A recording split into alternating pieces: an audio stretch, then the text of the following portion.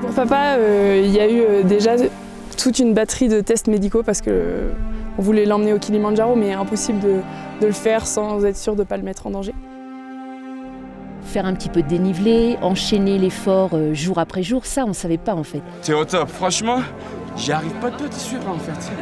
Je suis comme un caméléon moi, je veux pas. Mais toi tu traces quoi.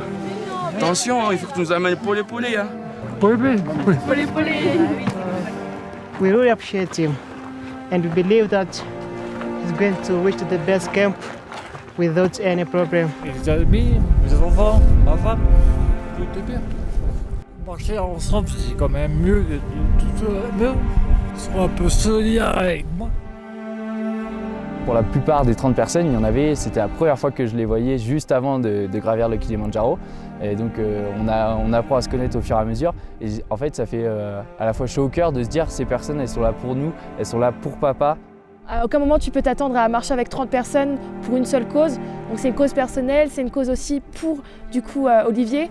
Et je trouve ça incroyable du coup de partager ça tous ensemble. Au quotidien, là tous les jours de randonnée, il y a beaucoup de beaux moments où les gens aident papa, s'intéressent à lui, mais aussi des moments forts comme hier où on s'est mis tous à danser, chanter.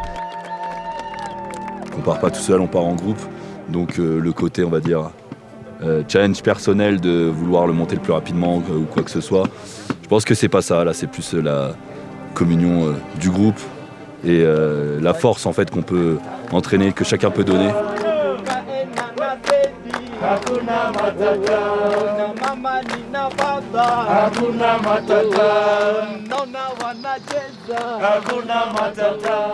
Là, ce qui est super dur ici, c'est que tout est rudimentaire comparé à une vie dans une maison. C'est-à-dire que rien que se changer, c'est compliqué. Il faut faire ça dans l'attente. Le fait qu'il mange sur une tablée de 30 où tout le monde est un peu serré et il en met partout, il crache sur tout le monde.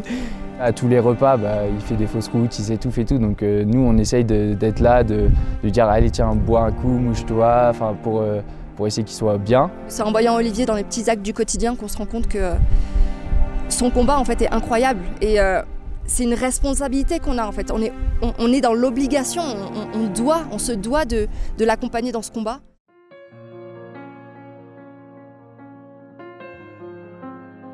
Les gens lui parlent et de plein d'autres sujets. Et il revit. Et ça se voit parce qu'il se met à danser, il se met à parler, à dire des choses. Ça fait des années que je ne l'avais pas entendu dire. Et il y a des moments, il nous a dit avec Théo, j'ai pas toujours été tendre. Et il nous a jamais dit ça. Il nous a fait un bisou, il nous a fait un câlin. Ça fait peut-être plus de 10 ans qu'il nous a pas pris dans ses bras. Oh, vas-y. Ça a piqué avec la barbe. Jamais été tendre. Hein? Jamais été tendre. J'ai jamais été tendre. Il faut bien un début à tout. C'est la magie du Kilimandjaro et pas que du Kilimandjaro, c'est la magie de tous ces gens ici qui ont compris notre combat et qui sont dans notre sens et qui vont parler à papa mais comme quelqu'un de normal.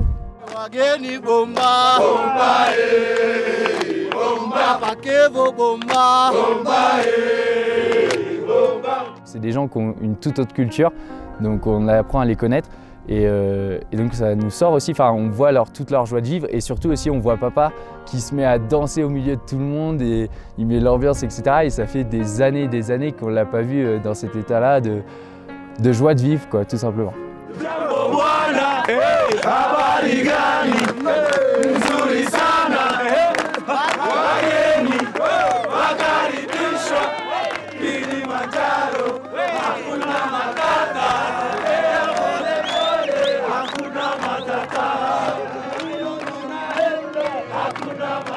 Au sommet Orient, c'est ça que je me disais.